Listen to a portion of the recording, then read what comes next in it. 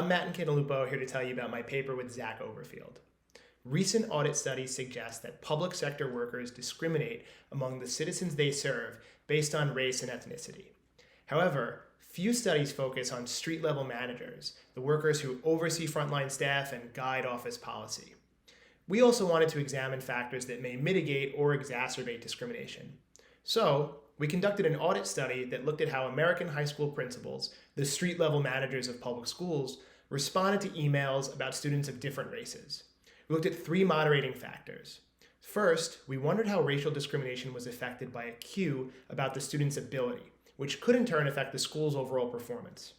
Second, we contacted principals in public schools as well as charter schools, which are publicly funded but privately operated.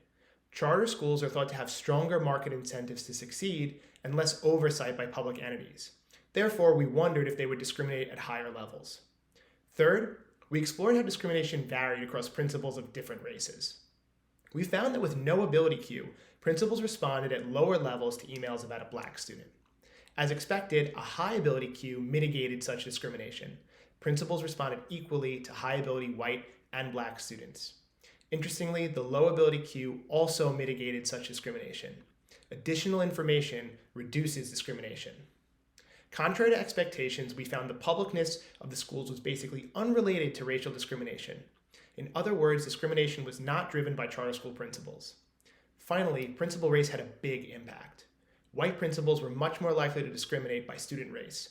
However, black principals worked in more administratively challenging settings and, as such, responded at lower levels generally.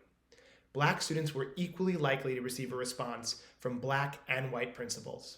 We argue that this raises an important issue for representative bureaucracy, the necessity of supporting public officials working in difficult settings.